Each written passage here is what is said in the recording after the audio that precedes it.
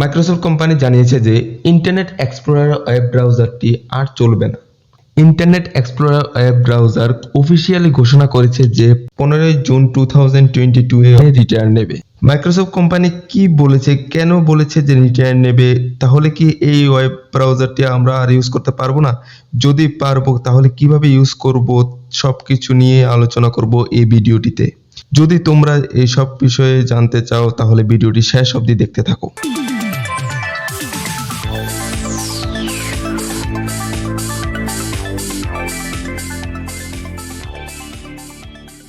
Internet explorer web ব্রাউজারটি আনুষ্ঠানিকভাবে 15 June 2022 A option নেবে। Microsoft তা ঘোষণা করেছে।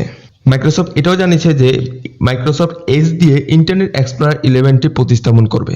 এই মাইক্রোসফট থেকে অরিজিনাল ব্রাউজারটি 1995 সালে আগস্ট মাসে চালু হয়েছিল এবং এখন এটা 25 বছরেরও বেশি পুরনো।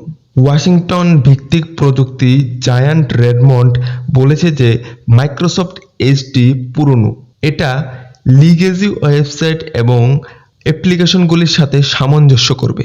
ইন্টারনেট এক্সপ্লোরার সমাপ্তি ঘোষণাটি উইন্ডোজ ব্লগে একটি পোস্টারের মাধ্যমে করা হয়েছিল।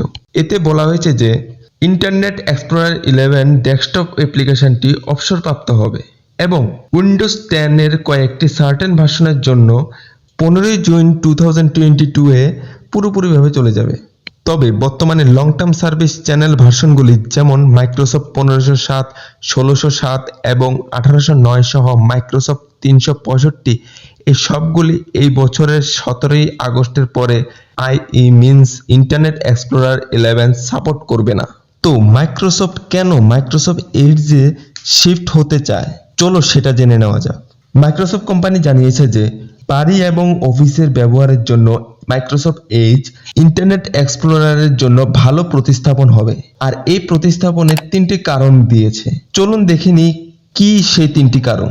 সবচেয়ে উল্লেখযোগ্য কারণগুলির মধ্যে একটি হলো মাইক্রোসফট এজ এর ব্রাউজার সুরক্ষা উন্নত করা। মাইক্রোসফট দাবি করেছে যে প্রতি সেকেন্ডে প্রায় 579টিরও বেশি পাসওয়ার্ড আক্রমণের চেষ্টা করা হয় এবং এর ক্রোমিয়াম ভিত্তিক এজ ব্রাউজারটি মাইক্রোসফট ডিফেন্ডার স্মার্ট স্ক্রিনের সাহায্যে উইন্ডোজ 10 এ ফিশিং অ্যাটাক এবং মালওয়্যারের বিরুদ্ধে ভালো সুরক্ষা সরবরাহ করে। তুমি যদি ফিশিং অ্যাটাক মানে না জেনে থাকো তাহলে বলে রাখি যে এটা হচ্ছে একটা প্রতারণামূলক যোগাযোগগুলি প্রেরণের অনুশীলন যা কোনো নামী উৎস থেকে আসে বলে মনে হয়। এটি সাধারণত ইমেলের মাধ্যমে করা হয়। এর মূল লক্ষ্যটি হলো ক্রেডিট কার্ড এবং লগইন সম্পর্কিত সংবেদনশীল ডেটা চুরি করা বা ভুক্তভোগীর মেশিনে মালওয়্যার ইনস্টল করা। মাইক্রোসফট কোম্পানি বলেছে যে মাইক্রোসফট এজ ব্রাউজারটি কয়েক ঘন্টা না হলেও কয়েকদিনের মধ্যে অবিলম্বে দুর্বলতার জন্য সুরক্ষা প্যাচগুলি জারি করতে পারে। মাইক্রোসফট যে কারণে ইন্টারনেট এক্সপ্লোরার ব্যবহারকারীদের মাইক্রোসফট এজে মাইগ্রেট করতে চায় তার কারণ নতুন ব্রাউজারের প্রভাবিত উৎপাদনশীলতা। মাইক্রোসফট একটি স্লিপিং ট্যাব বৈশিষ্ট্য চালু করেছে যা দাবি করেছে যে 16% কম মেমোরি ব্যবহার করে, 26% কম সিপিইউ ব্যবহার করে। এটি চালিত ডিভাইসগুলির ব্যাটারি আয়ু বৃদ্ধি করে।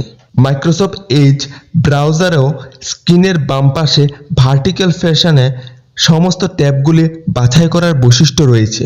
এজ ব্রাউজারের পক্ষে মাইক্রোসফটের তৃতীয় কারণ হলো লিগেসি এবং আধুনিক ওয়েবসাইট উভয়ের সাথে তার সামঞ্জস্য এবং এটি ক্রোমিয়াম ওপেন সোর্স প্রকল্পের উপর ভিত্তি করে। এটি আধুনিক দিনের ওয়েবসাইটগুলির সাথে উপযুক্ত। মাইক্রোসফট এজ ব্রাউজারে একটি আইই মোড রয়েছে যার মানে ইন্টারনেট এক্সপ্লোরার, যা ব্যবহারকারীরা এমন ওয়েবসাইটগুলিতে অ্যাক্সেস ব্যবহার করতে পারবে যা ইন্টারনেট এক্সপ্লোরার খোলার প্রয়োজন। মাইক্রোসফট বলেছে যে আইই মোডটি কমপক্ষে 2029 এর মধ্যে মাইক্রোসফট এজে সমর্থিত হবে। ইন্টারনেট এক্সপ্লোরার মোড তোমাকে ওয়েবসাইট এবং অ্যাপ্লিকেশন গড়ে তোলার জন্য লিগেসি ব্রাউজারের সমর্থন দেয়, যার কারণে ইন্টারনেট এক্সপ্লোরার এখনো প্রয়োজন। মাইক্রোসফট কোম্পানি এটাও বলেছে যে মাইক্রোসফট এজ কেবল ইন্টারনেট এক্সপ্লোরারের চেয়ে দ্রুত, আরও সুরক্ষিত এবং আরও আধুনিক ব্রাউজিং এর অভিজ্ঞতা নয়, এটি একটি মূল উদ্বেগও সমাধান করতে সক্ষম।